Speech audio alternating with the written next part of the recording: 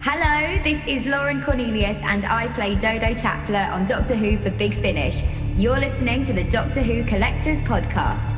Keep collecting. They all say, who is Doctor Who?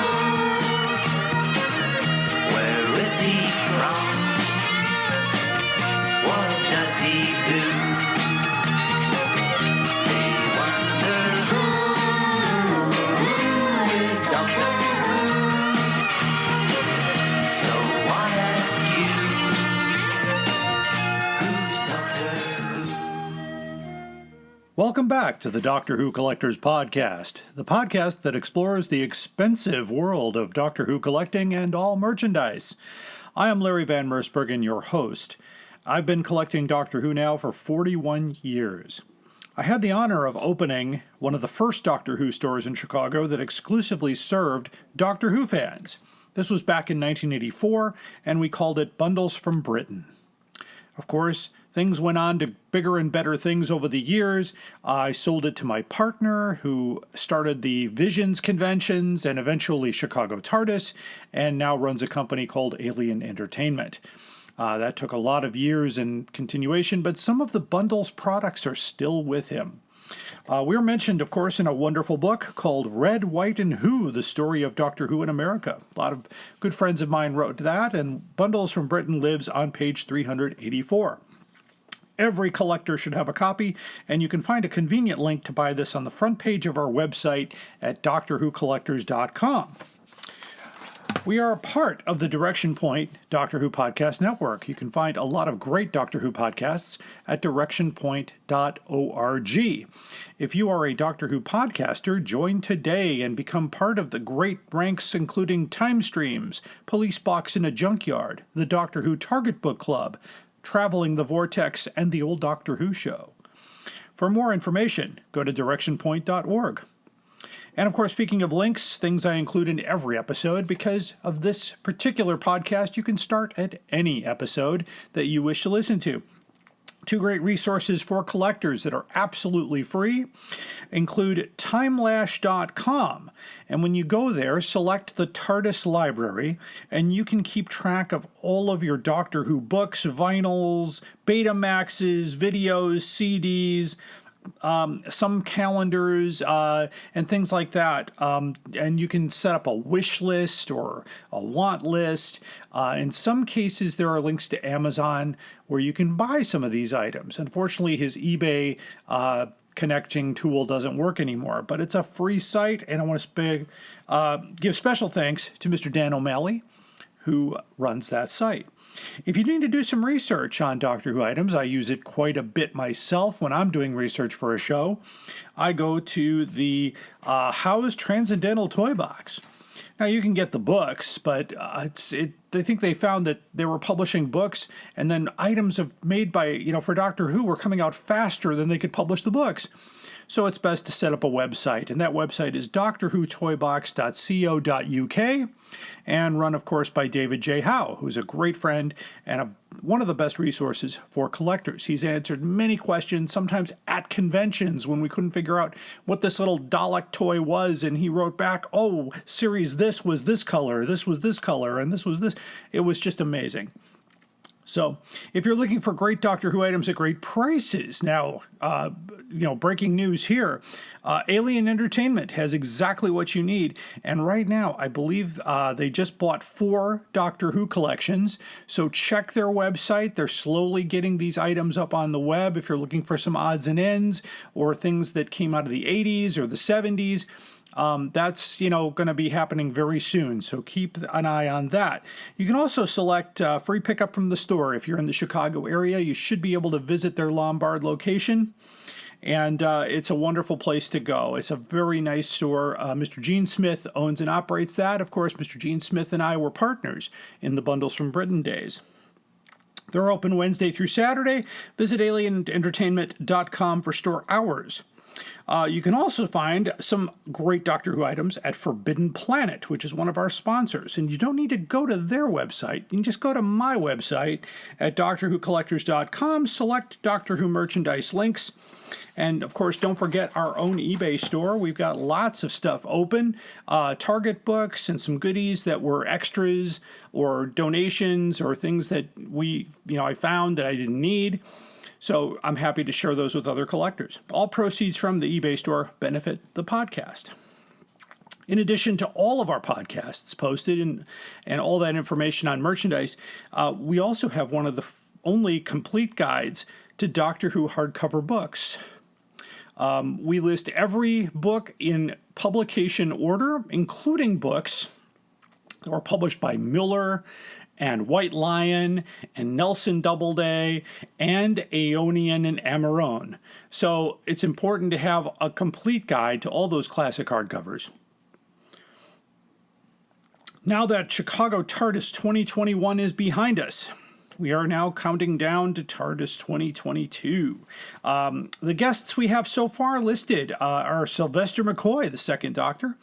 Fraser Hines, I think he comes with every convention these days, but you've got to meet him if you haven't already. He played Jamie McCrimmon, of course. Jason Haig Ellery, the CEO of Big Finish. If you have any Big Finish questions or ideas or things like that, he's the guy to talk to. And just added was Sophie Aldred, who played Ace in the original series and will play Ace again in the last episode of Jodie Whittaker. So keep ChicagoTardis.com bookmarked and, of course, experience the best Doctor Who convention in the Midwest. I am, of course, their collecting expert and the official collecting expert for Chicago TARDIS. I do the collecting panels when there's availability room in the schedule, and so far I've done it 4 years running.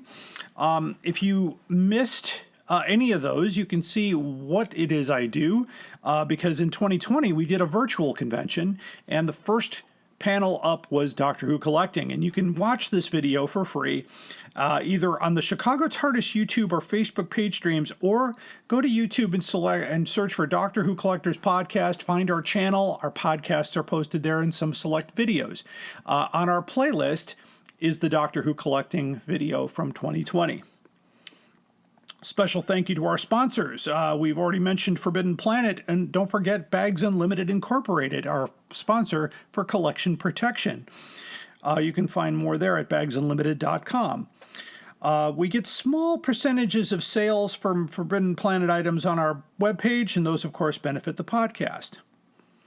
Another link I want to share with you real quick here is to get the latest books, of course, from Telos Publications. That is, of course, David J. Howe. And we recently did his New Who Adventures book, and we had him on the program for that. And, of course, new books by him, we will have him back. He's a wonderful, he's now a follower of us on Facebook. So, if you haven't followed us on Facebook, Twitter, Instagram, currently on Instagram, we're running the covers of all the classic hardcovers in publication order. We're slightly ahead of the podcast episodes, but we like to throw in the added thing of what the story reviewed at, because the stories in the hardcovers are the same as the paperbacks. And if you're buying them to read them, which, I've read a few of my hardbacks, of course, the print's larger, it's a little easier on my eyes.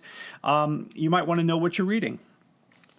So here's what's going on. Of course, I've talked about Chicago TARDIS. Hopefully I will be presenting in some way there. Usually I do. But you can also catch me at Doctoberfest, which is in Indianapolis, Indiana, on Saturday, October 22nd, at the Holiday Inn in Canby, Indiana, also at the Who North America. I will also be collaborating with the Whoseum, which is sponsored by Who North America in collecting, and so we'll see you there.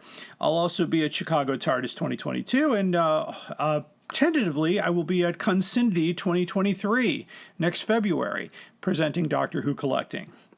So here's what's new to the collection. Usually every podcast, starting last one, I believe, I'm trying to just let you know what's coming into my life and my collection. So recently, since the last podcast, I got a very nice copy, vinyl 12-inch record called Variations on a Theme, which is by John Nathan Turner, presents 4 different Doctor Who themes.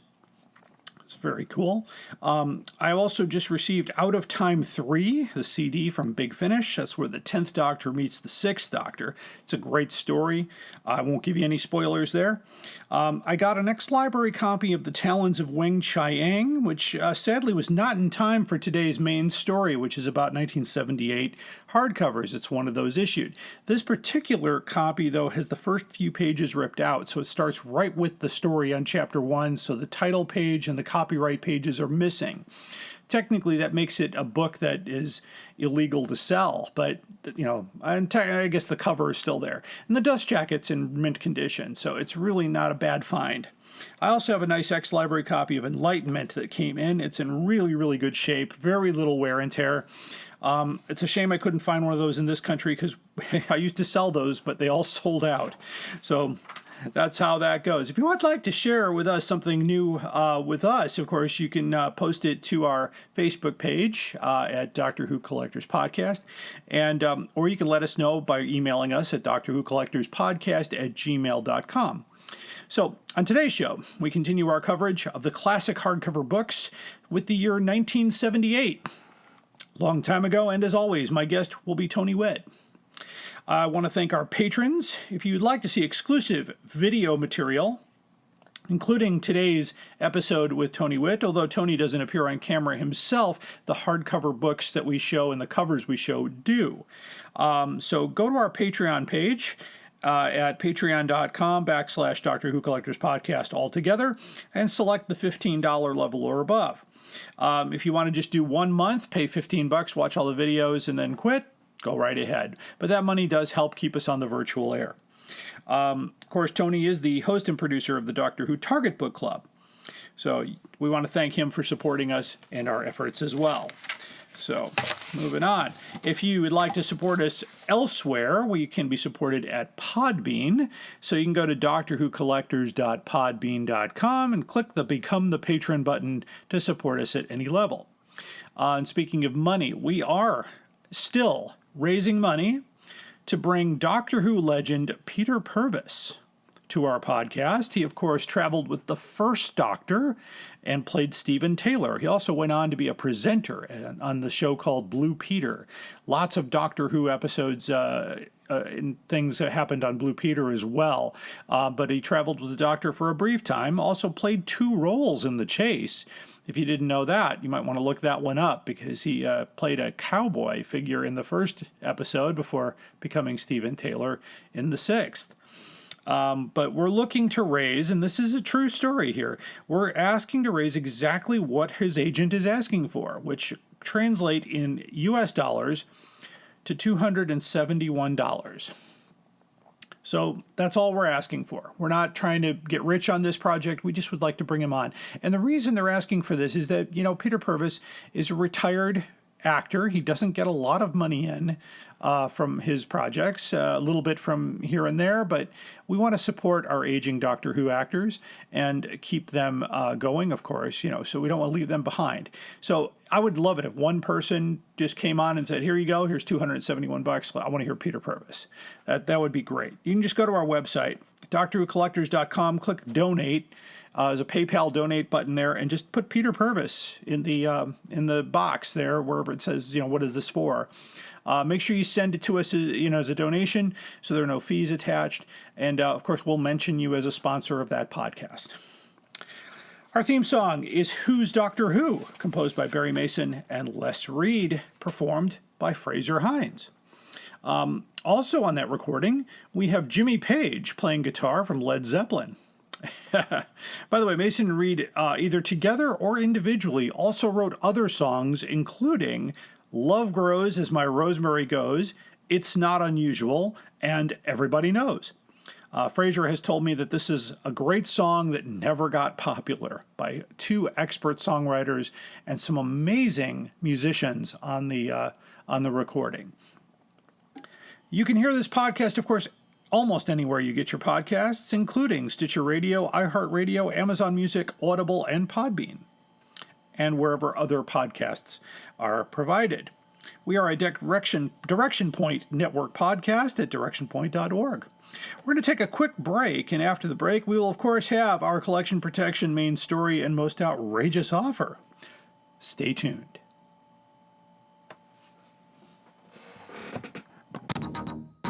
Hi, I'm Juliet. And I'm Nathan. Experience Doctor Who from the very beginning through a classic fan's eyes. And through the eyes of a new Who fan. Reminisce and relive those classic moments with Nathan as he offers fun insight. Or experience them for the first time with Juliet as she dwells on social issues, history, fashion, and the size of a flashlight. We're the Time Streams podcast. Find us on Spotify, Stitcher, or Apple Podcasts. You're listening to the Doctor Who Collectors Podcast. Keep collecting. Are you ready to travel through time with us? Then check out Traveling the Vortex, a Doctor Who podcast. For nearly 7 years and more than 500 episodes, we've traveled from one end of the vortex to the other, making different stops with different doctors, reviewing everything from TV stories to audio plays, from books to comics, and more. Sean, Keith, and Glenn take you on a journey through 50-plus years of Doctor Who episodes and spin-off materials. You can find us wherever you get your podcasts, so be sure to check us out. And now, we're a proud member of Direction Point, a Doctor Who podcast network. You're listening to the Doctor Who Collectors Podcast. Keep collecting. Sad, really, isn't it? People spend all their time making nice things, and other people come along and break them. And now it's time for Collection Protection. Collection Protection is, of course, brought to you by Bags Unlimited Incorporated. For all your protection needs, they have everything, almost everything, because we're going to talk about something else today. But anyway, poly bags, shipping boxes, storage boxes made out of plastic so that they withhold the water a little bit better, static paper and book covers. You just got to check them out. BagsUnlimited.com. If you do reach them, make sure you know to let them know you heard about them on the Doctor Who Collectors Podcast. Today, I want to address a question that was brought to me about displaying action figures. And action figures, I guess recently there was a special book that came out about Doctor Who action figures, and it got a lot of mixed reviews because I guess it didn't cover everything. But it's hard to cover everything. I mean, we try to, we went out to do a classic hardcover guide, and I'm finding out new information all the time. There were proofs that were done of books that never got printed that people have in their collections. And so we're trying to make sure we add all of that information as they come in. Well, today I want to talk about action figure display. And so what was my advice for that? And so what I really like are these transparent doll stands. You can get them at Amazon.com. They're by Glitchy. That's Qlychee. You can get 10 transparent stand holders. And then you can also get them in various sizes, too. There are some that you can get them for up to 35 millimeters to 16 to 22 inches.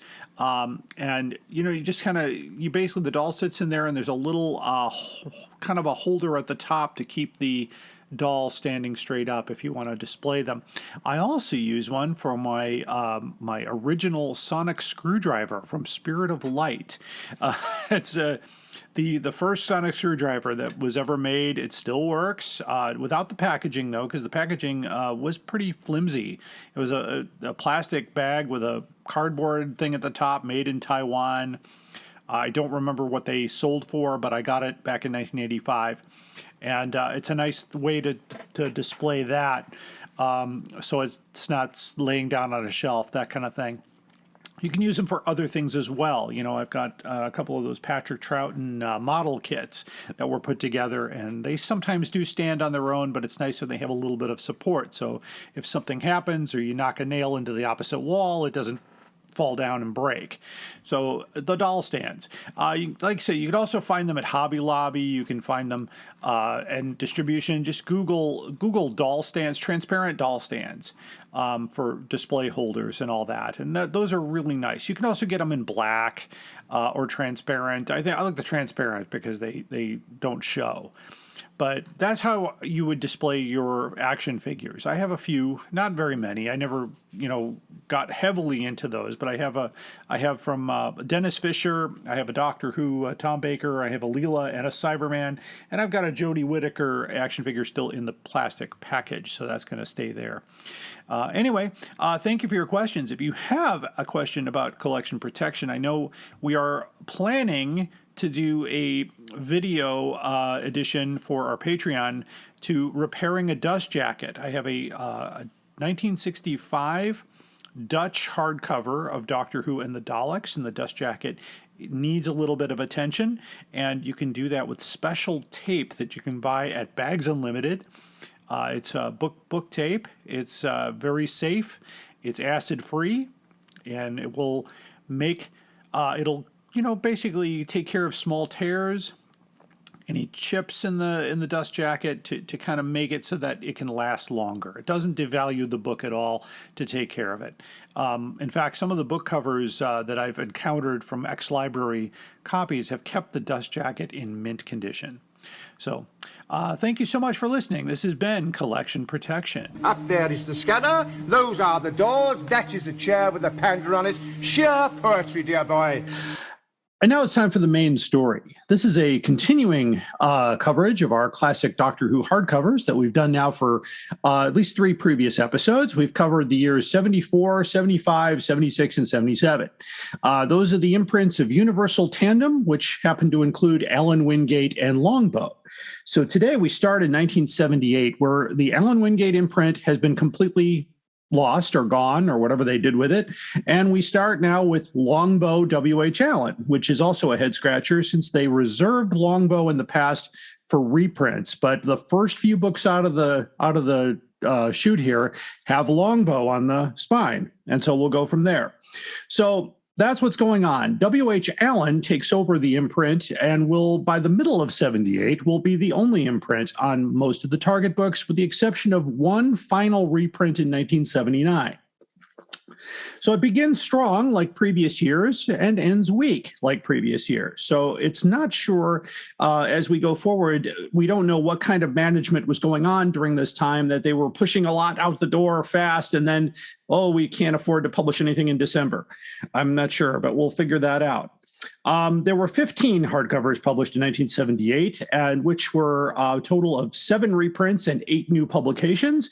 Comparing that with the Target paperbacks, they had 8 new titles published, 3 reprints, and 2 non-novelizations. So again, the hardcover books are not keeping pace with the paperbacks. So just a brief history in case you're tuning into this one for the first time, because you can listen to these podcasts in any order. There's no continuation from the previous day. So there you go. A brief history. In 1975, Universal Tandem was sold by UPD to the British conglomerate Howard and Wyndham.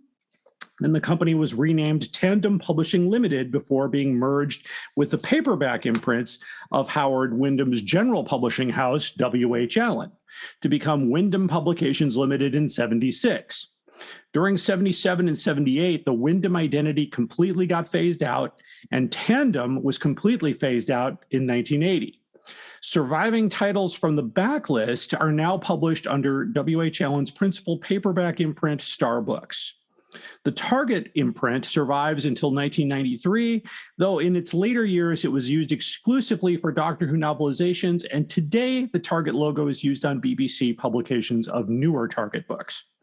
The Allen Wingate imprint was forever retired at the end of 1977, and the W.H. Allen imprint, like I mentioned before, runs until 1988. Of course, anytime I mention Doctor Who novelizations, I have an order here signed by the Milwaukee Time Lords that I need to bring on our Doctor Who novel specialist here, the wonderful host of the Doctor Who Target Book Club podcast. Tony Whitt is with me. Welcome back, my friend. Well, thank you for the wonderful host. I'm not sure I fit that bill, but wonderful podcast I will definitely take. Well, I've never been unhappy with any of the Target Book Club podcasts. They're always something I push to the front of the line when one comes out. I give Joe Scarborough a break and I go to the Target book. So it's really a wonderful thing. And of course, I do want to give a quick shout out to the Milwaukee Time Lords. You can find them on Facebook and other locations. They gave me such a warm welcome when I presented Doctor Who Collecting at Consinity, which was hosted at the Milwaukee School of Engineering. It was, let's say, a few weeks back now, and it was really nice to get that kind of reception. And they have a big, strong following for a fan club, and that's a wonderful thing. So I wanted to give them a special shout out. So anyway, that's just going through here. The publication of 15 books is 2 less than last year, and we've got one that I'm not including in the count, which is an American hardcover, which is where we're going to start with. Typically, what I do here is I'll talk about the book. I'll talk about its value, what it is. If you happen to be watching this podcast by being a Patreon subscriber, first of all, thank you for subscribing. If you're not seeing this and you're going, how do I get there? You need to visit us on our Patreon page. And just go to Patreon, search Doctor Who Collectors Podcast. We do come up in the search pretty fast. And you can just subscribe at the $15 level, and you can see this wonderful interview, including all the covers that I'm going to show and any visuals that come up in the conversation. So there we go. It's of course, when pages don't turn, that is the sign of a live podcast.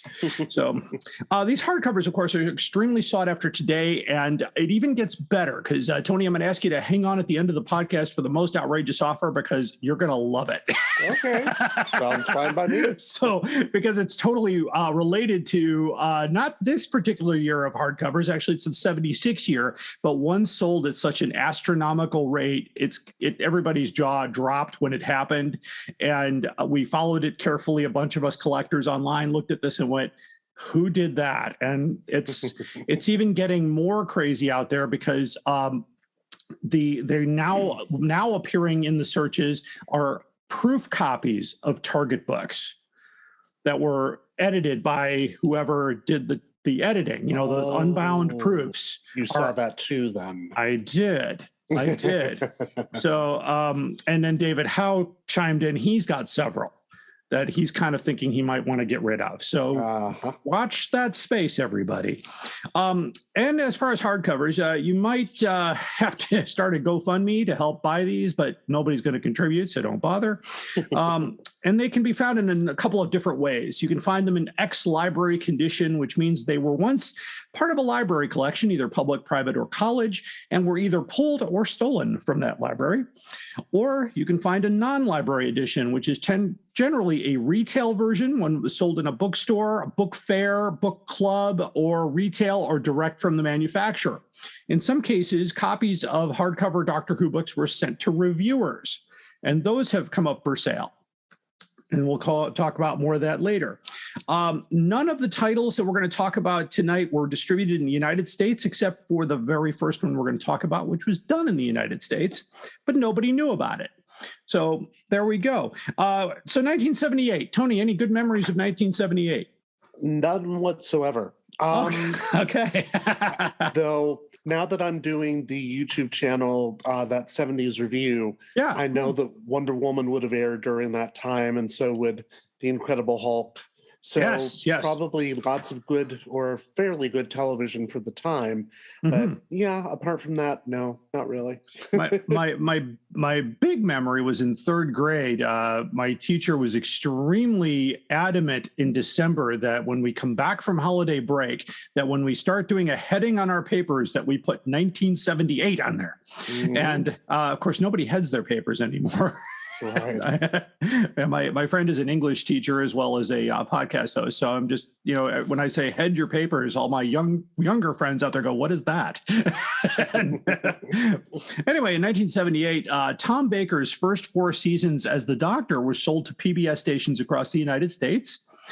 This time, though, Time Life was ready to have the Doctor poised for American consumption by having stage and screen actor Howard Da Silva read voiceover recaps of the previous episodes and teasers for the next one, which would inform the viewer as to what was going on. And sometimes even Howard Da Silva had no idea what was going on. To accommodate the teasers, up to 3 minutes of original material was cut from each episode. PBS program planners took the show at face value, but soon achieved cult status. A few commercial stations, including WRTV in New York City and KVOS-TV in Bellingham, aired the show for a few years. So that means you watch Doctor Who with 2 or 3 commercials in the middle. So that was a pretty cool year. In fact, I know recently in 1975, I had posted on, if you follow our Facebook page at Doctor Who Collectors Podcast, I found the original TV listing for the premiere of Doctor Who in Chicago, which showed the mutants. as the first story. And I do remember watching that. I remember that was, because I have vague memories of some of the scenes that I saw. And I thought, well, that's the Mutants. So we did see it when it first aired in Chicago. It was on Friday evening at 7:00, and they showed it in half-hour segments. So pretty cool stuff. And the amazing thing is that you kept watching after that one. Well, it was one of those things where I was doing something else, and my mom said, "Hey, come here. You might like this." And here we are today. So my mother, of course, is passed on since then, but she always had an interest in Doctor Who for a long time. She watched it every week with me. She thought it was a great show. So, I mean, it was one of those things that just happened to come on. It was it didn't really get a big inset. Like if you look at a Radio Times, sometimes I'll have an illustration to go on top of Doctor Who, like a little Dalek when there's a Dalek story or something like that, to show people, hey, it's on.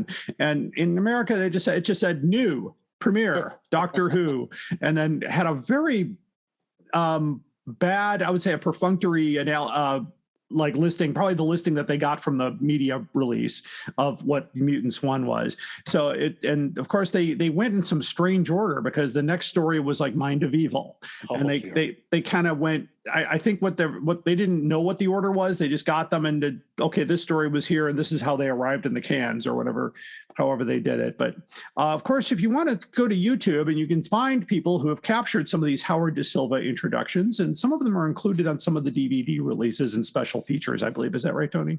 Yes, they are. And in fact, now that you have reminded me, I remember that I did see Underworld and saw for some reason, the PBS station that I watched was running Underworld, and I think it was in the film format rather than the episode format. And for some reason, Howard Da Silva's voice came through when they plummeted into the underworld, and that was the only bit of narration.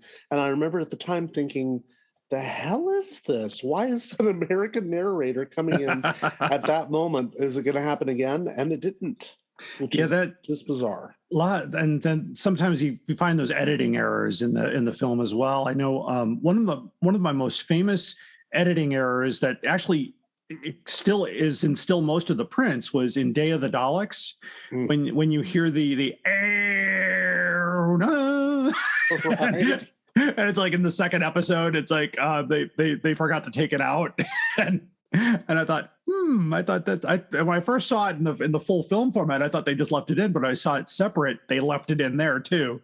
So it was something they couldn't take out. And for years, I thought that the first episode of Brain of Morbius was meant not to have special effects or music. Right. Because it wasn't there. Right. Well, anyway, we'll go to the books here. And of course, the Allen Wingate imprint is no longer used, like I said. So all of Allen Wingate's imprints are from 76, 75, 74 are the only years you're going to find those. So all the hardcovers will be W.H. Allen or Longbow W.H. Allen as they start off. All of the books have removable dust jackets. And they come that way, and they're priced. When I get to the first book, I'll tell you about prices. So I'm not sure why they used Longbow on some prints and not. Longbow is well regarded, in fact, pretty well researched, that they were the children's imprint. So they used it on reprints of previous books, but on some of the new books this year, and then 1979, the very first book in January has it, and then you never see it again. So I don't know what that's all about. Anyway, we're going to start with a very unusual book that was released in 1978, right in January. And it's Day of the Daleks from the Aeonian Publishing House in hardcover. And I'm going to show you the spine here because it has that pinnacle logo, as we call it, along with the Aeonian triangle down here, which, by the way, is very similar to, in later years, W.H. Allen uses a pyramid logo on the corner, and it kind of looks like that. It's very similar, but it was really interesting to see that. No dust jacket and nothing on the cover. Later Aeonian books do have some imprints on the cover. I have a copy of Image of the Fendal that has the title embossed on the front cover as well. So you never know. Of course, this logo that I call the Pinnacle logo came out before Pinnacle, because Pinnacle hasn't happened yet. We're still too early for it. Published in the USA by Aeonian Press.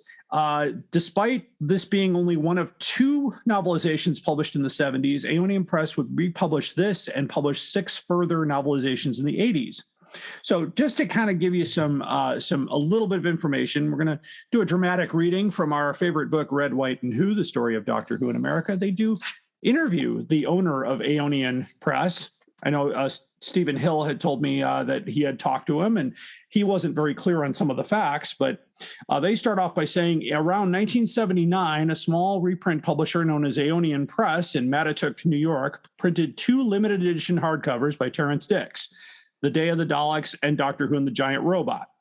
Both were limited print runs, about 300 copies each, and many reference sources mention the existence of Day of the Daleks, but they omit Giant Robot. Well, Giant Robot does exist. I do have a copy. And for a long time, these books were available on Amazon as new publishing, because I think I paid $19.99 for this one.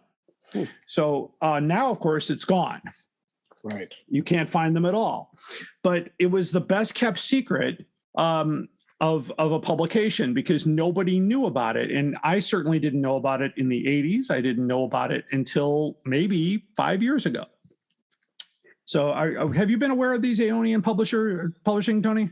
Oh, you had mentioned them before in a previous podcast, I believe. But apart from that, no, I've never seen them. So. The title page has that logo in a little bit better, but clearly a logo that was shared with Pinnacle. I don't see it mentioned in Red, White, and Who how that happened, but it does say in here that this work, to keep available uncommon titles, we have limited this to 300 copies.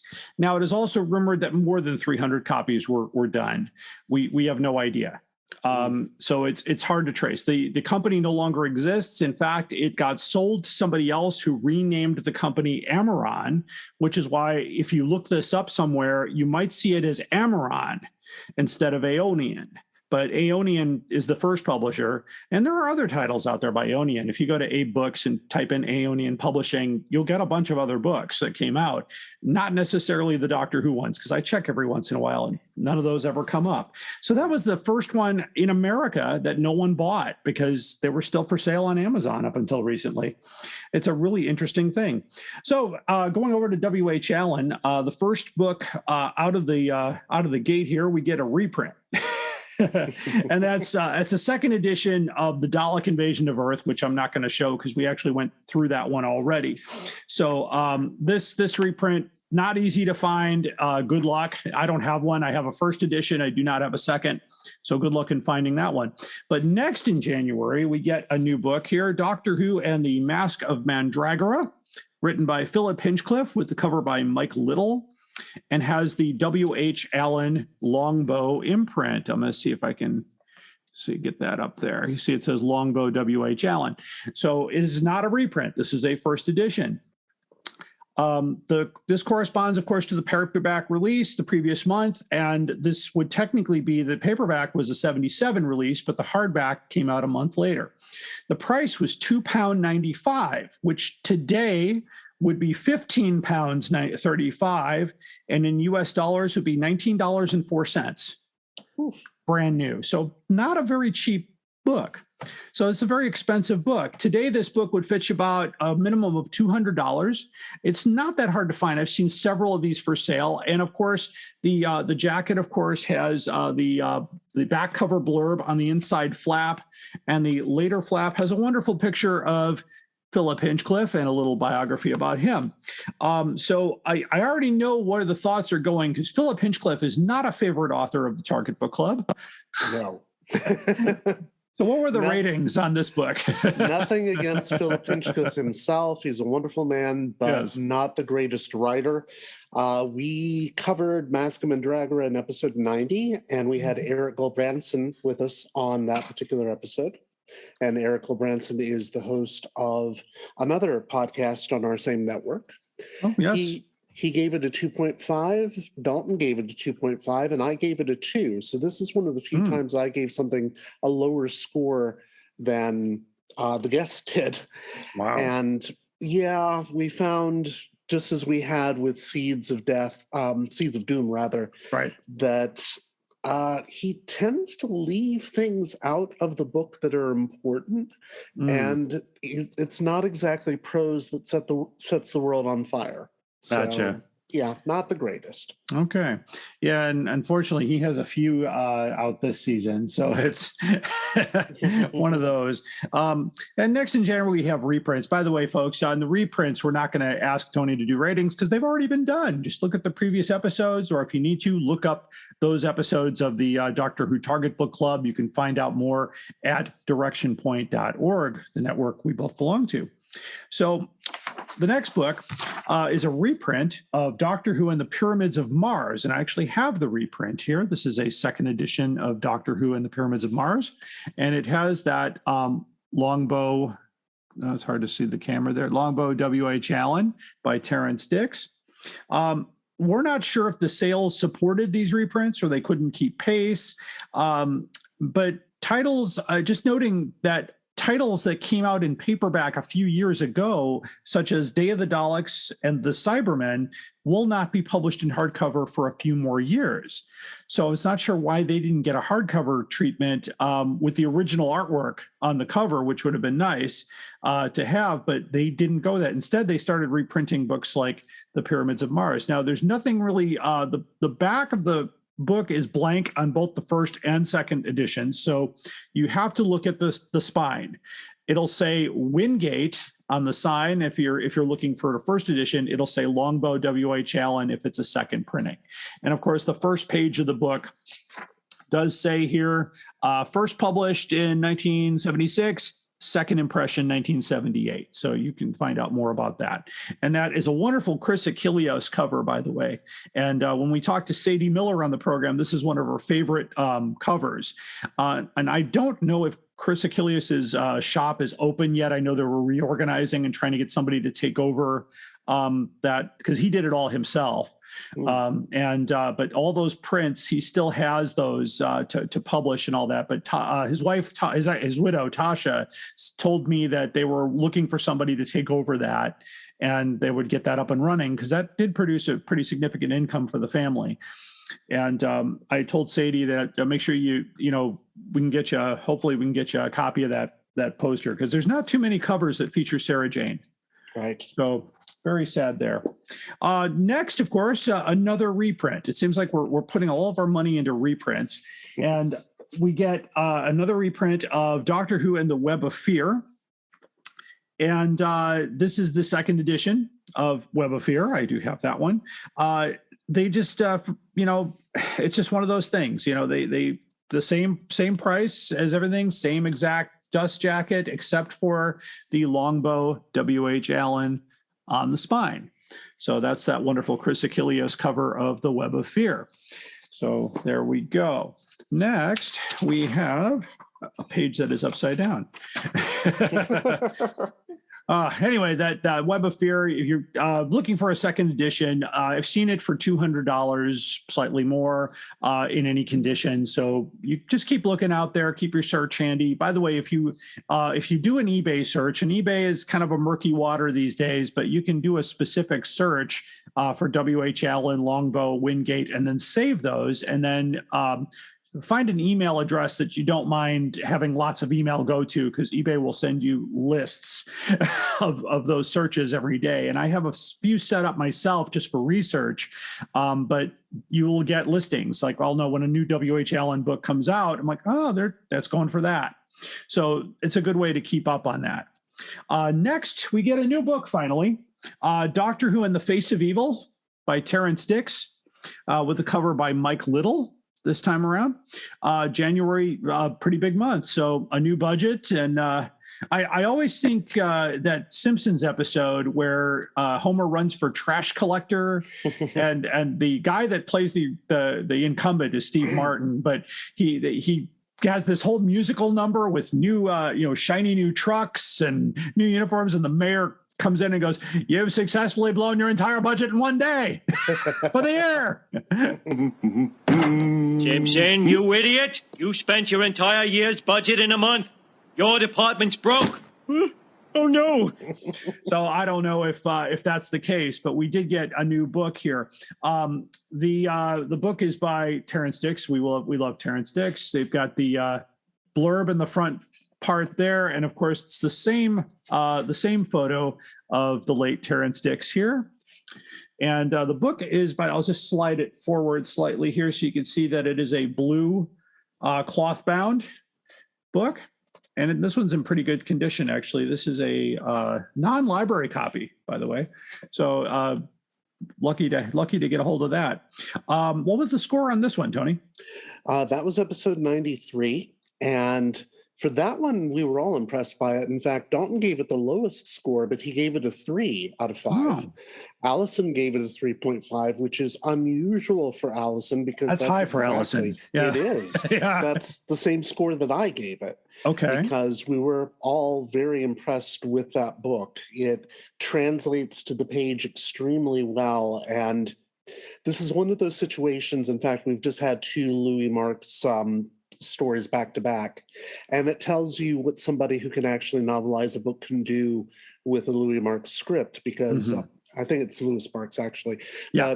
Louis Marks did Mask of Mandragora, and you wouldn't know how good that script is based on Philip Hinchcliffe's book, whereas Face of Evil, yeah, that's also Louis Marks, and it is an incredible book. Oh, good. Yeah, I love Louis Marks stories. I mean, I believe he did Planet of Giants. And Day of the Daleks. We did not like Planet of Giants. Yeah. Okay. Anyway, on the collecting side, you expect to pay about $250 for this book. I have seen many copies surface in the last few months. eBay and Abe's Books both had copies in both ex-library and non-library edition. Not sure. People are starting to clean out their collections now. I think word has gotten out that the hardcovers are bringing in big money. And so we go to February, which has no releases. We're tired. You're getting February off. We just did 9 books in January, so we'll take it away. However, the Target side does release Doctor Who Discovers the Conquerors. So that was the February release for Target. So no Target novelizations in February either. So that was a slow month for everyone. By the way, if you're interested in learning about Doctor Who Discovers the Conquerors, you can find out an also other non-novel in an episode titled Unusual Target Books. And that's episode 34, also joining me with Tony Whitt. So you can go back and read about that. So that takes us to March of 1978. And I have a very interesting copy of Doctor Who and the Horror of Fang Rock. And this is interesting. It's by Terrence Dix, cover by Jeff Cummins. And let me explain. This book would be issued with a removable dust jacket, but this is an ex-library copy, and this particular library laminated the dust jacket to the book. So it looks like a hardboard book. There's no flap. In fact, the inside flaps are gone, but I had not noticed that when I got it until I saw it. I'm going to show you the inside of the back here.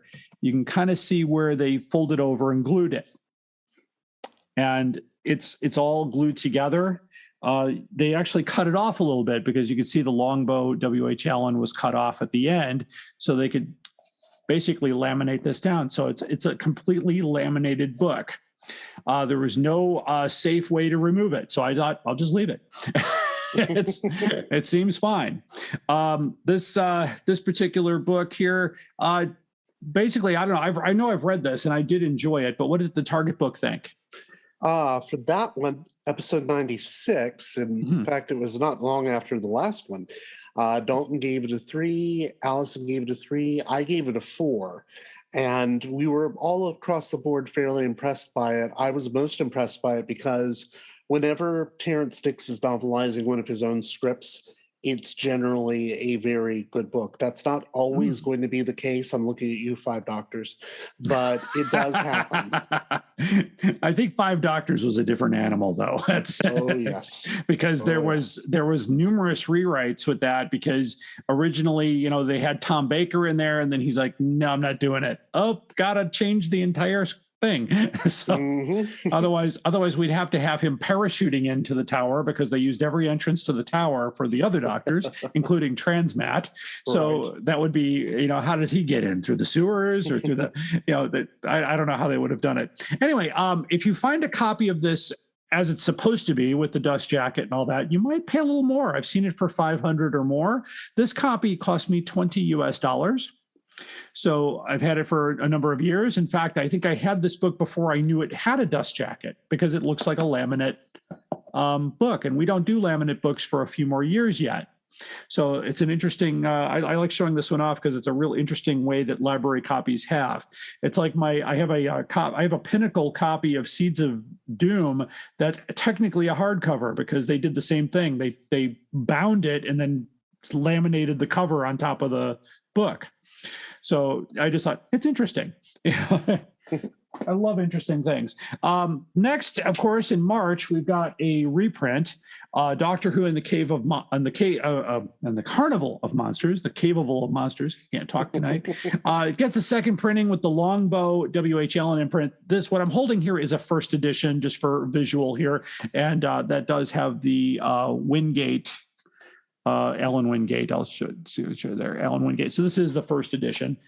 The first edition, of course, has as a blank back cover, just like the second edition. So you have to look at the spine to know what you're doing. If you're looking at it at first glance, especially if it's in a bag and you can't open it or the person selling it won't show it to you, that's how you can tell it's a second edition.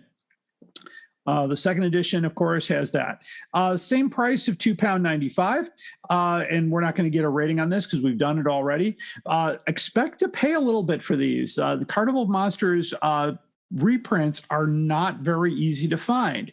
The first editions are popping up right, left, and center. So about $100 to $150 for a first edition, $300 or more for a second, because we're not seeing them. So that's that copy there. Next, of course, we get another reprint, and I don't own a hardcover edition of this one, but the Seeds of Doom gets a second printing. Another cover featuring Sarah Jane here in the corner. That also, same exact thing as the Carnival of Monsters. It has a Longbow W.H. Allen on the spine. So Longbow doesn't need a reprint in the early part of this year. I'm not sure what the decision was to go into that. And of course, there is no information in the Target book by David J. Howe regarding that. He doesn't really handle the hardcover is going to get a cursory overview in that book. And I asked David about that, and he said there just wasn't a lot of information because we're going back to the 70s and a lot of that stuff's gone, or it's he got lucky with the New Adventures because he worked at Virgin. He knew everybody, and they were getting ready to throw things out and said, "Hey, David, you want this box of artwork?" He goes, "Yes, I do." And of course, a lot of that artwork made it into the book, which is a wonderful book. We talked about that a few episodes back. So if you want to learn about the New Who Adventures, so that was the Seeds of Doom. So that's exactly it. So since many of the books have Longbow on the spine, the practice is not consistent. And that's something that we notice as collectors. You would only notice this, by the way, if you keep your books in publication order. A lot of people don't do that. The popular thing to do is to keep them in story order. If you're a Target book collector and you're putting them in numerical order, I have bad news for you. It's not going to work very well, because I've got 2 Target books in a box back there that have 2 different titles and the same number. I noticed that. I'm like, they've got the same number. So it's so not a very good idea, but I keep everything in publication order because there is a method to that madness, because in that particular year, the logo was a certain color, the titles were certain, the covers were a certain thing. So just my preference, but that was, of course, this particular Target book was a reprint, I believe. This is a 1978 edition. Next, we do get a new book in May. So there are no books in April. So they probably used up all the resources. There are no evidence that the reprints sold very well, because the decision to end reprinting happens in January of 1979. So they do not reprint any more books. So it's what's really going to confuse you is when we get later on in the years, I think in 1986, when Time and the Ronnie comes out in hardcover, and in the corner they have first edition stamped on the cover. That's the only edition. They never reprinted it. So it's first edition of the first edition of this. And it's like, okay, yeah. After 1979, they're all first editions. They're only the only edition. So we do get a new book in May, and that's Doctor Who and the Tomb of the Cybermen. I have a copy of that one. It's a nice cover by Jerry Davis. The cover is by Jeff Cummins. It matches the release date for the Target book, has the same cover art. And what's interesting about the cover art is, of course, if you've seen Tomb of the Cybermen, these are not the Cybermen. This is actually a scene from Revenge of the Cybermen. And there was the working theory, at least I asked Christopher Stone about this. He's a Target book collector expert out there. And he said that during the 70s, they didn't want to put something on the cover that the fans today might not recognize. Mm. So the Cybermen, these are the Cybermen that the Tom Baker generation would recognize. And even the later generation, these are almost the Invasion Cybermen as well. But to show a Tomb of the Cybermen that might be too far back to go, for people to be confused about the Cybermen. So they did that. This is, it'll have W.H. Allen Longbow on the side there. Let's see if I can get that into focus. There we go. And is, of course, by Jerry Davis. And that has a picture of Mr. Davis in the back flap. This is an ex-library copy. Not very many non-library copies out there. And, of course, the book, the theory, I already tell you about that. So anyway, Tony, what was the rating on Tomb of the Cybermen? This goes back for you, I know. Yes, it does. It goes all the way back to episode 36. Oh, wow. And we had Jenny Ingersoll on for that one. She gave it 3.5. Dalton gave it a 3.5, Allison gave it a 2, and I gave it a 4.5 because even though I may have some personal problems with Jerry Davis myself, the actual writing, except for, the Celestial Toymaker book, which it's rumored that he didn't actually write anyway, his writing is generally glorious. The second Doctor Who novelization I ever read was Doctor Who and the Cybermen, which confused the hell out of me because I was like, wait a minute, if it's Doctor Who and the Cybermen, doesn't that mean it's the first story with the Cybermen? And right. No. So when I finally got around to this one, I thought, oh, okay, things are making a bit more sense now, and this is really well done. Right. And then, of course, I was always confused in the canon of Cybermen is Telos Planet 14? Yeah. Because the Wheel in Space thing comes up as we've seen you on Planet 14. Well, or Invasion, actually. The Invasion, he talks about Planet 14. I'm like, is that it can't be the moon base because that's the moon. It can't be South Pole, that's the Earth, or maybe Earth is Planet 14. I don't know. So there was always a big confusion about that. But I always have this memory, though, when I was in college, my brother calls me up and says, hey, I'm watching Tomb of the Cybermen. Hey, you're totally lying to me because that story's lost. He goes, no, they found it and they put it on VHS right away. So I go home for that weekend and I'm just watching this with my jaw dropped that I thought I'd never see this story. It was a very interesting story to watch. And it just, and whenever I talked to Fraser Hines about it, he said it was one of his favorite stories to do because there's so many gags in it. My favorite gag, though, is when they're entering the tomb and Troughton grabs a hold of Jamie's hand and he slaps it away. Fraser said that was on purpose. He said they always did stuff like that, and that Patrick was a bigger practical joker than he was. So it's just really interesting. If you ever get to a convention, by the way, almost all Doctor Who conventions come with Fraser Hines these days. So just go and just ask him about it because he will tell you the story. He will tell you anything. He will talk to you. He did, and also he did a very nice. He sent us a nice message for the 50th episode. I don't know if you heard that, but no, I didn't. Yeah, he actually sent something and told us about the theme song, "Who's Doctor Who," and oh my, that's where we learned that Jimmy Page plays the guitar on it. Oh wow! Yeah. Okay, that's amazing. So I'm like, Okay, and of course, Les Reed and Barry Mason wrote all the songs for Tom Jones. He had many hits. It's Not Unusual, and all those tunes were written. Of course, then this is the biggest song that never made anything.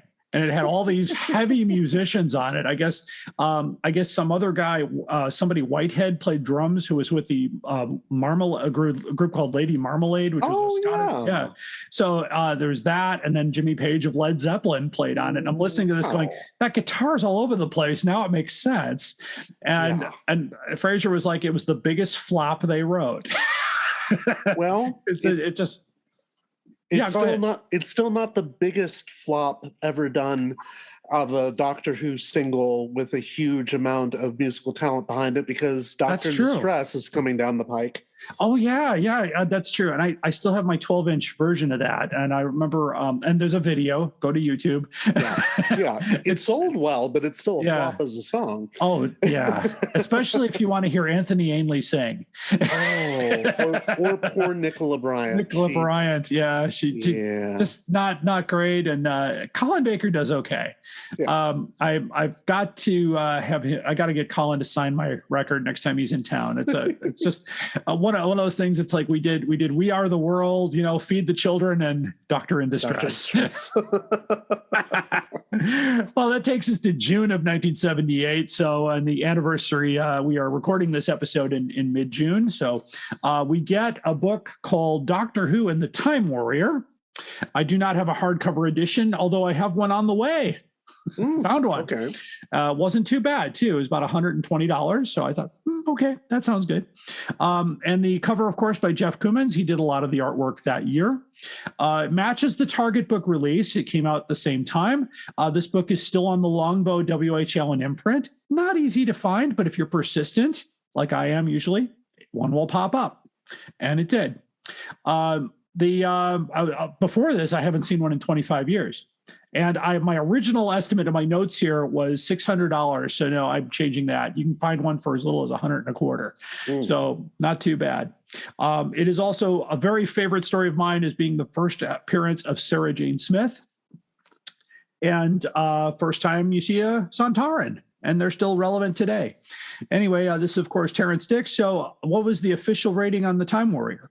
Okay, that was episode 69. Nice. Yes. And the weird thing about this one is that the prologue, which is the best part of this book, is actually written by Robert Holmes.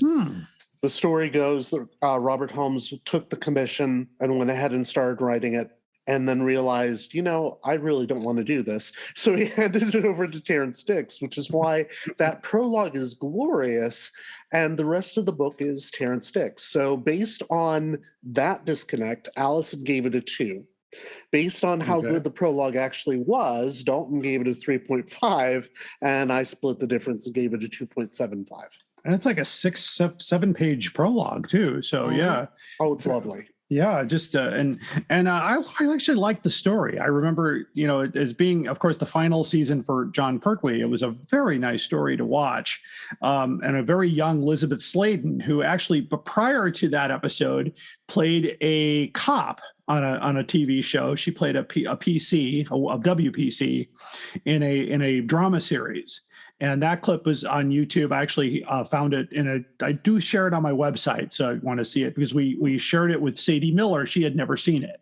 Oh, wow. So it was one of those, we're still going back and forth, because I asked Sadie, did she keep anything from the series? And she goes, yeah, there were little things in that, and we weren't sure, but people contacted us, do you have anything for a charity auction? Anything she took from the set? And, and I said, if you ever get a chance, you're at your dad's place or whatnot, take pictures of things, and I can help you identify them, and at least tell you what you got. So she's going to do that soon when she goes home. But yeah, she's still very close to her father, Brian, a wonderful guy. And Sadie, of course, is amazing. If you get to meet Sadie, just, take advantage of it. She's a wonderful lady. And so that's the Time Warrior. Going on to July of 1978. So we get Doctor Who Death to the Daleks. And it's one of the first books where it doesn't say Doctor Who and, by the way. So they just go death to the Daleks. And I love this exploding Dalek. This is another artist by the name of Roy Knipe, or Knipe, Knipe. I don't know much by him. It's a very colorful cover. This was actually a Target poster that you could buy back in the day without the title, but it just had the Doctor Who logo and the exploding Dalek. It was a very popular image. I don't have the hardcover. It's a very difficult one to find. It is on the Longbow WH Allen imprint. It matches the release date for the Target book, but it gets a price increase to £3.25. That's £15 today, or $18. So it had a little bit of a price increase. So with the high price and sales declining, the question comes up, why are we still putting out a hardcover edition? But they do for several, the hardcover run ends in 1988. So that's, question we'll never be able to answer, because W.H. Allen itself is no longer around. This just makes no sense. But with Tandem, they usually do the hardcover and the paperback at the same time, and sometimes they don't. I'm not sure what the financial choices were here. Just on a note on the story, it is not a very good story on TV. It was very as a Dalek story, it's one of the lowest ranked in my book as far as that goes. There's a lot of bad Dalek acting in it. There's a lot of bad acting in it, for that matter. What about the novel, Tony? Well, we were not impressed. That was episode 72. Yep. Allison gave it a 1.5, which is not unusual. Dalton gave it a 2. In fact, I have an asterisk beside that score. So I have a feeling that he said something along the lines of feeling that it was the worst book we'd ever read, which is interesting because he was on Planet of Giants. Okay. And I also gave it a 2 because that's the problem with Terrence Dicks sometimes, that if he is given a script by somebody that he, I wouldn't say didn't like. If he's given a script to novelize by somebody who he had to work with but had some difficulties with, such as Terry Nation, then he's not necessarily going to go out of his way to add new stuff to it, because Terry Nation never did. And Death to the Daleks is very much a retread in many ways, and some of the stuff in it is just not great. So, yeah. Well, if you're watching the episode, watch carefully. There's a scene where a Dalek is going along, and you can see the the tracks in the desert that the Daleks are on. It's really quite it's really hard to watch. And also the visual of the Dalek through the the scope, that their eye stalk, apparently you think they'd have better vision, but I thought it wasn't very good. But anyway, moving on to July, again, no new titles in July, but we do get a reprint of Doctor Who and the Ice Warriors. And this is the second edition to Doctor Who and the Ice Warriors. It is a non-library copy. Special thank you to Dale J. Santos, who got this one for me. They made quite a few of these. And this, of course, has the same, this is a Brian Hales. And so there's a picture of Brian Hales on the back cover there. That would be it for July. And we've already done this book. So if you need to find out more about that novel, you can go back in time and look up a Target Book Club or look up the episode we did this. I believe it was 1976. And I am correct. 1976, the first edition came out. So that's that. And August and September, I think they sent everybody home because no books were published in either month. In the Target world, only Planet of the Spiders gets a reprint with a new cover. So they get rid of the old Achilles cover and they do a new cover, which has the spider and the blue crystal on the cover. That's the one that most people have seen. So we shoot all the way to October of 1978 and we get another reprint. So all the time off and we just, let's just do another reprint. So they do Doctor Who and the Brain of Morbius, and this is what the cover would have looked like. This is a first edition Target. They changed the color scheme in newer reprints. I know this background is no longer orange; it's white, I believe. So this copy, very hard to find, and it's likely on just the W.H. Allen imprint. They stopped using Longbow after the Ice Warriors, so there was no decision, no press release, nothing to say, okay, we're just not going to use Longbow anymore. That's not sure if the Longbow imprint went away. They just stopped using it. By the way, an edition of the Brandon Morbius reprint, you could pay at least $500 or more for a copy if you can find one. I have not seen one, but let's see. I just heard the other day, Gene Smith contacted me, said he bought 4 collections this summer. And he's got a whole bunch of hardcovers. So he's going to send me a list tomorrow and we'll see what's in there. It's what he does. And by the way, speaking of Gene Smith and Nat, just some breaking news into the studio here. Alien Entertainment is opening a second location, and they're opening it on the north side of Chicago. I don't have a location yet, but it's close. It's in your neighborhood, Tony. Yes, so amazing.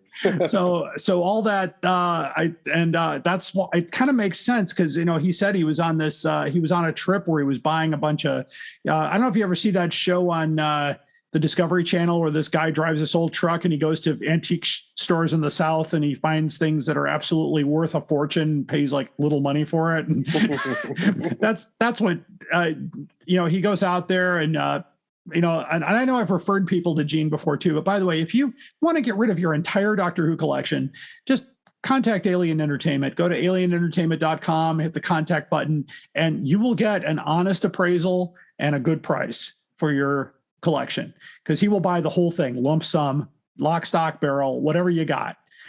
Does everything make it to the sale floor? Not really. He says he does end up throwing away stuff, but it's the stuff that I think he bought an entire collection just to get the chess set. Bought an entire collection just to get a Dalek coin box that he's going to make his entire investment back with that one sale. Wow. So that's how good he's always been that way since I've known him, and we go back to 84. So that's just amazing. Anyway, moving forward, here in October, we get a new book, Doctor Who and the Sontaran Experiment by Ian Marter. I do not have a hardcover, but this is the cover in Target format. The cover is by Roy Knipe. The Target edition will not be out until December of this year, so the hardcover comes out by a few months earlier. Longbow is completely off the spine, so it just says W.H. Allen. No logo yet, but just the W.H. Allen. Same price of £3.25. This title is a little bit more difficult to find. There is one copy that I've seen for sale for $248 on Abe's Books. So if you're interested in that, go for it. It's still out there. So I'm going to guess, because I know Ian Marter is a favorite of your podcast. So how did Sontaran Experiment fare? We were definitely impressed by it. Dalton, that was episode 78. Dalton gave it a 3.5. Trey Corte joined us for that one, and he gave it a 4. And I gave it a 3.75. I'm trying to remember why I've rated it so low, because it's not perfect by any means, but Ian Marter, more than just about any other Doctor Who author, has a tendency to expand the stories well beyond what we get on television. And for that one, being a 2-parter, he definitely expanded it, much as he does with the Rescue, which is unrecognizable from the version we got on television. It's something else. He's also a very nice man too. I know he's passed away since then, but I met him in 1985 at the Chicago convention, and he was just extremely thrilled to meet fans and talk to people, and was a very nice man. Just somebody who I saw being nice even when he was not on. Which not all Doctor Who actors are nice to people when they're not on. So right, there's a reason why some people are not asked back to Chicago TARDIS, and I've inquired, and they said, "Oh, that's why." Okay, so not everybody's nice, but Ian Marter was definitely a nice man, and God rest his soul. He's cancer, I believe, was his. I think it was cancer, wasn't it? Either that or complications from diabetes. I'm not quite sure. I don't remember, but I'm not going to quote anything there. If you need to look at, we'll check our facts and we'll insert something if we need to. But I just remember, I thought it was cancer, but I could be wrong. Anyway, he left us way too soon. But I agree, because this is a pretty good sized book for a 2-parter. And I was just looking in this particular copy. This is a 3rd edition. It was reprinted twice in 1982, so it sold very well. I'm guessing the paperbacks sold real well there. The final hardcover was done in November of 1978, because they did no books in December. they're gearing up for that January reprint. So the final book is Doctor Who and the Android Invasion by Terrence Dix, with the cover art by Roy Knipe again. That wonderful crawl there, and Tom Baker tied to the stake, which is wonderful. And the book matches the Target release. The spine, by the way, simply reads, and I'll show you, W.H. Allen. That's how it would look. The Longbow is gone. There's no explanation. However, you will see Longbow one final time next year in 1979. They use it once, and you never see it again. In fact, you will see the last reprint in January of 1979 because somebody must have come down and said, that's it, stop reprinting. We're not going to do it. We're not making any money on this. But it's the targets are basically keeping us afloat. It's and I worked for a publisher for several years, and sometimes we had one product that funded the entire company, and we had a lot of other losing prospects. But that's and then, of course, this is a Terrence Dix book, and they use the same photo on the flap for Mr. Dix. This book, by the way, you can get it. I got this in my collection this past year for $100, so you might get lucky. And it's, I believe it's an ex-library. It's an ex-library copy. Where is it from? Humberside. Not sure where that is, but it's in really nice shape because I remember it came in one of those plastic covers, and I removed the cover, and the dust jacket is in mint condition. So that was, definitely a wise thing, since this book was probably put in the library back in 1978. So it's just amazing that you can do that. Anyway, what's the rating on this one? That was episode 86, and we had Danny Horn from the Dark Shadows Everyday podcast, not podcast, it's a blog. We had him on as a guest, and he's a crazy man because this is his favorite story. And the reason why it is his favorite story is because it is the very first Doctor Who story he ever saw. That does hold a lot of weight for some people. Yes, it does. Yeah. With a story that's not very weighty, unfortunately. Yeah. So he gave it a 4. Okay. And Dalton gave it a 3. Allison gave it a 2, and I gave it a 2.75 because it's a serviceable novelization, but it's also, again, just like Death to the Daleks, a serviceable novelization of a story that doesn't have that much going for it to begin with. Yeah, and like I said, the paperback copies of this got several reprints, and so they did sell. These, however, did not. This title was not reprinted, but of course, with a hefty price of £3.25, I believe that's what's on here. Yeah, £3.25 net on there, which is $18 today. So it's quite a hefty price for this little book here, this 6x9 book. So that's the final book of 1978. So that takes care of 1978. If you want to own a complete set of these, you might have to just get the guy downstairs below and open your soul up for auction, because it's quite an expensive thing. Now, I did an estimate based on my estimations, which is what I've actually seen them go for, and just guesses based on what the market might suggest. So a complete set of these books, including the reprints, including the Aeonian book, would be $6,892. So that would be it. And of course, I know I've asked this before, Tony, but I know you don't have any hardcovers in your collection at this point, right? Not at the moment. In fact, generally when I get hardcovers, I use them as giveaways at Chicago TARDIS, when we do have our live recordings, which we haven't had in a couple of years because obvious reasons. Right. So right now I don't have any. And the main reason I don't collect them is because, as you have pointed out, they are very, very expensive. Yeah, and they're getting more expensive, which, when we, I'm going to ask you to stick around for the next segment on the most outrageous offer, because that's going to lead right into that particular issue of a book going there. So I want to get your reaction on that. But my advice, of course, to all collectors is negotiate whenever possible, because sometimes a book will sit there at that high price for months. If you can come up with a reasonable offer, and I mean a reasonable offer, like, go 20% below and see what happens. They may be inclined to go, yeah, I've been sitting on it for a while, I want to get rid of it. That's fine. beware of high-priced auctions that may not produce fruit. Be careful what you do, especially eBay. If you're going to spend any significant amount of money, ask for better photos, get communication going, make sure you check the reviews and ratings of all sellers. If you're at Abe's Views Books, do the same thing. How long have they been selling for? Check to see, whenever you go to a title in Abe's Books, you will find a link below. It says this book is also available for, and there might be a lower price. Check it out. You might get lucky, but also beware of the price gouging. Go to Facebook groups and look for respected sellers. Two people that I highly recommend are Mr. Dale Santos and David Russell from Scotland. He's got almost all the hardcovers, and when he finds them, he puts them up for sale, and they're not very expensive. So my thanks, of course, to Tony Whitt, and he's going to stick around for the next segment here. So while getting that ready to go here, tell our listeners where they can find the Doctor Who Target Book Club. If you do a search on Google, you'll find us at soundcloud.com/ I believe it's Doctor Who Target BC. In fact, let me look that up very quickly. I keep doing this. And I'm never ready for this. And for some reason I should be. There it is. It is soundcloud.com/ Doctor Who Target BC.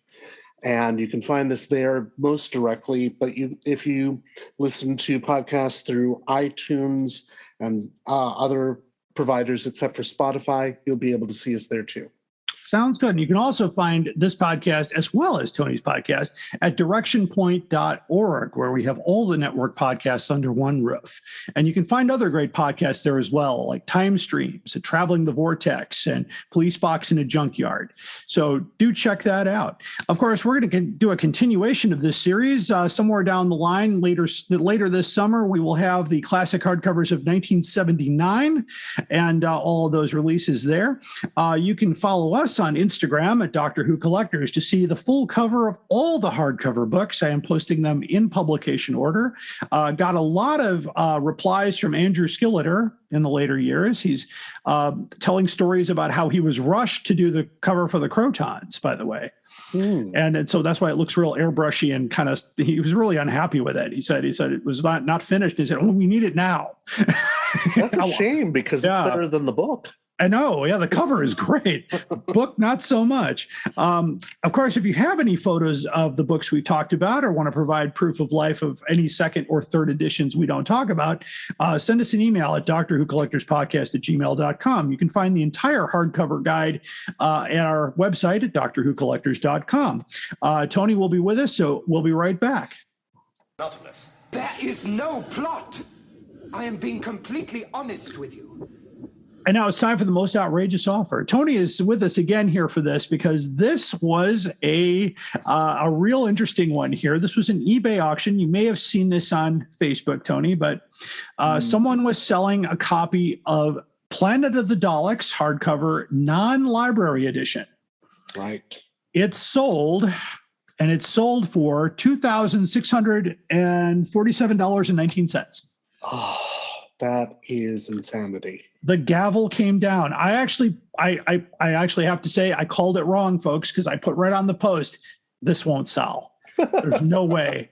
And then it did. And because I followed it, I actually found it on eBay and I put it on my watch list. And of course, typically when you put something on your watch list, the next day you get a little email saying the seller has given you a special offer on this book. And I was like, no, not going to do it. But it's sold. I've got the sold page in front of me. So that changes some of the prices of this particular book. Now I'm just going to hold up this here because I have a copy of Planet of the Daleks. This is an ex-library copy. The value of the ex-library copy was somewhere around $400. Now I'm thinking $1,000.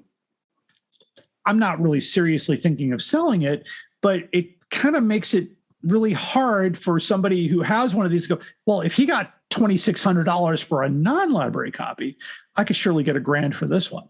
Yes. And that's exactly how the market of this works. And of course I did get, there's somebody that came up and said, how come every time this happens, you pop up and whine about the prices? And I just kind of scratched my head there, but somebody else chimed in and said, You realize he was the largest distributor of Doctor Who hardcovers in the United States, right? Shut that guy down. I didn't say a word. Which, by the way, to my listeners, I was the largest distributor of hardcover books in the United States back in 1985. We did not have Planet of the Daleks, of course. That was not included in our distribution. But I know for a fact that how many books were actually sold in the United States at that given time, which means that somewhere out there are 250 copies of Twin Dilemma floating around. Because that's how many we had, and they all sold because it was the first Colin Baker story and everybody was excited about it. That's poor deluded souls. and the price was $12. So that was a different time. Of course, nobody had even seen these in the United States. They didn't, we were kind of the odd dealer at conventions going, well, you got those in hardcover. Wow, didn't know they made those. And people were grabbing up different titles and spending hundreds of dollars right off the retail rack. And now I'm seeing some of these books come back a little bit higher in price, but they're all non-library copies. And I said, well, this copy was distributed in the United States. The fact that a non-library, now the history of this non-library copy, there are several others that are going to pop up on eBay very soon. I don't know what they are, but this was an estate sale, and this person had them tucked away for years. And this one is in really good condition. There's a slight tear on the back cover. He included really good photos in the upper part of it. But there's no marks in it, and the book is tight. So it's a book that you won't see very often in non-library, but a few more are about to pop up, and I wouldn't be surprised if the bidding will start at $2,000 for those. So that's the and of course I have a link to the closed. I'll have a link to the closed sale so you can take a look at it. The photos, they stay up on eBay for a long time, so you don't have to worry about it going away. But that was the final gavel on it. I don't know what the shipping was. Gosh, my bifocals usually don't work on these small print here, but yeah, it did go for $26.47.19, and it's I believe the that was with shipping, by the way. The final bid price was $21.60.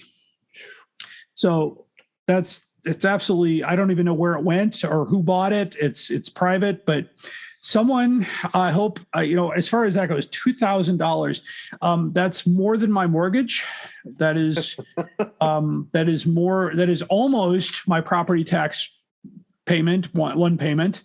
It's almost, it's a lot of money. That's 2 months rent for me. 2 months rent. Yeah, that price represents real life things. And so, so in an attempt to whine about the prices again, as somebody told me I was, it's just hard for me to see a book that I remember putting a $12 price tag on 30 years ago and seeing it go for $400 today. I know for a fact it could not have appreciated that much. And I often have to correct folks when they say, well, the Day of the Daleks hardcover, very hard to find. You'll pay $600 for that. Then where are the 300 copies we sold? Because that was a book we distributed. Mm-hmm. We had it. We had a whole case of those, and they sold out pretty quick in that year of conventions we did in 85 and 86, and we did a lot of them, a lot of little ones, little creation ones.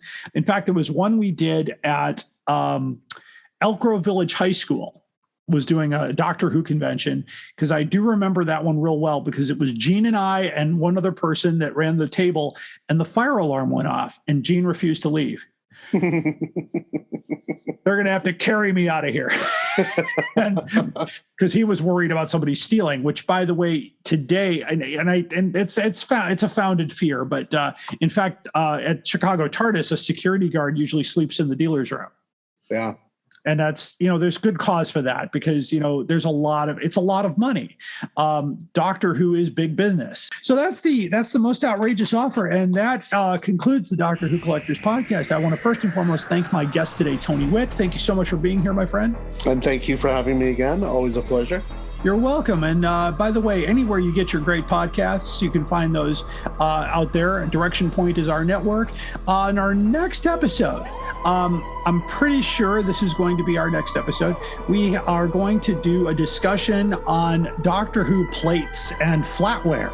So it'll be a lot of fun because, believe it or not, the Royal Albert China put out 5 Doctor Who plates in the 1980s, and there have been several other people that put out plates over the years. I have some of them in the collection, and they also did flatware, picnicware, tablecloths, and anything that do with eating, and not including food though. That's another episode, but we'll do flatware and plates in our next episode. So, of course, we'll also want to thank our sponsors, Forbidden Planet and Bags Unlimited, for their support. And don't forget that we're still raising money to bring Peter Purvis on the program. We were looking for $271. Just go to our website, click donate, put Peter Purvis in the subject line if you want to be part of that. That's what his agent is asking for, by the way. We're not looking to make money on that. And keep collecting. Direction point! Direction point! A Doctor Who podcast network.